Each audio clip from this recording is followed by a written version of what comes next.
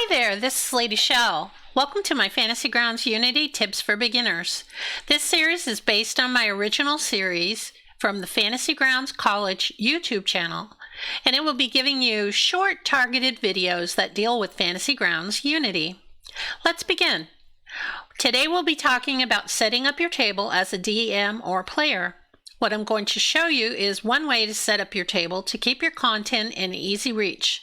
It will include utilizing the hotbar to save certain things that you'll be using in your session, and we'll be using the Mine of Phandelver module as an example of a published campaign.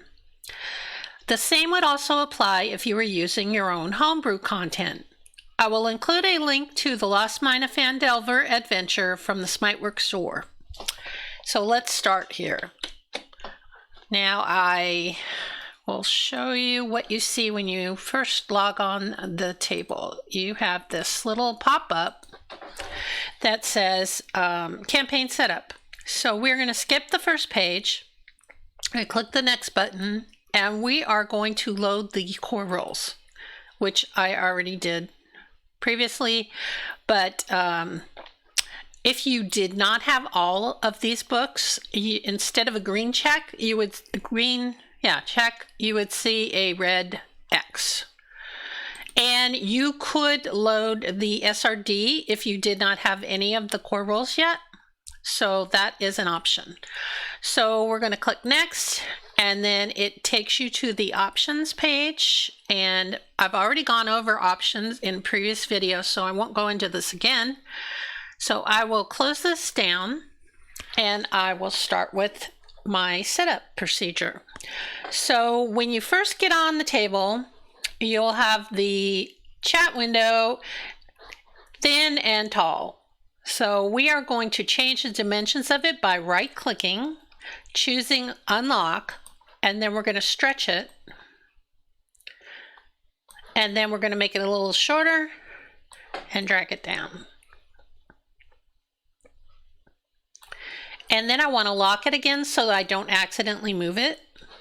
I'm going to do the same with the dice tower. Right-click, choose unlock, move it over. I want to put it even with the right side of the chat window, and it looks like I have my chat window down a little too far, so I'm going to move that.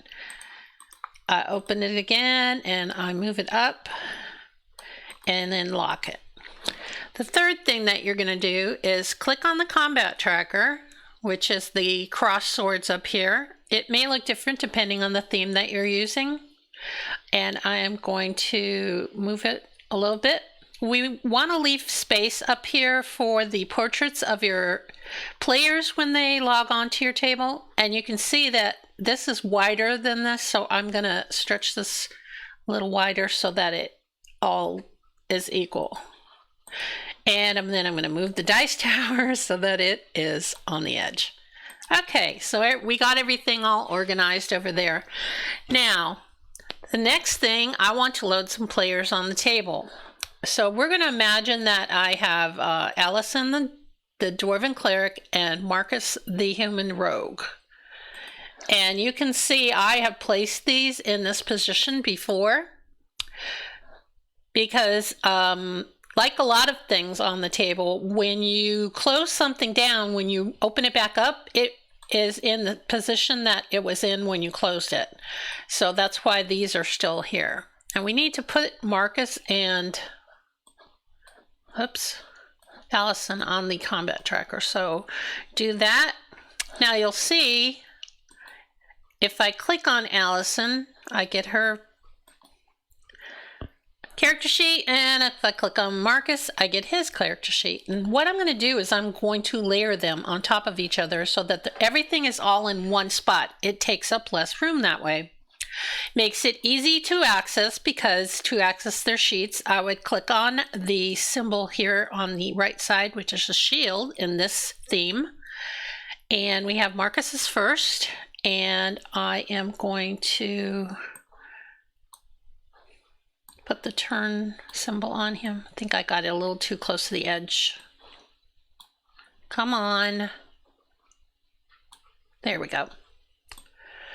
So got that done. Now the next thing I want to do is I want to load up my Lost Mine of Phandelver module. So I'm going to type Lost Mine in the left search box and click return, and there it is. I just will load it, and then I'm going to close the data module activation and the library. And what I want is the story elements. So I'm going to click on the story elements. I'm going to choose the group that represents Lost Mine of Phandelver. Believe I want goblin arrows. Yes. So I want to load starting with the Kragma hideout.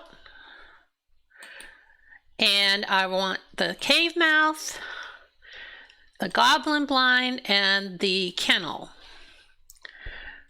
Because I'm going to assume that my players will get through that much content in the first session. So I'm going to close the story again. But this is not the size or the shape that I want for these story elements, because I want to put them in a specific place on the table so that they are in underneath where I'm going to be loading my maps. Now this is going to be down here on the bottom, and I'm going to stretch it so that it fits this spot, and I am going to make it not so tall because I want to leave room for the map above it, in the space above it. It's kind of like a puzzle piece if you think about it. So let's make this a little narrower so it's not covering up the bar. Being finicky.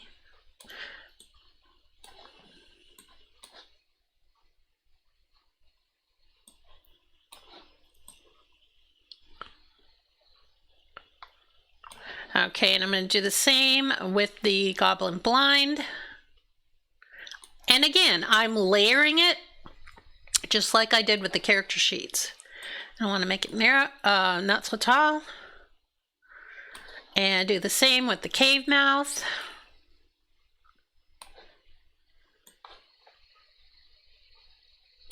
And the Kragma hideout. Whoops, I forgot to make this one narrower. Oh, I forgot to make, no I didn't. Here we go. Like that. Line this up. And finally the Kragma hideout. Stretch it.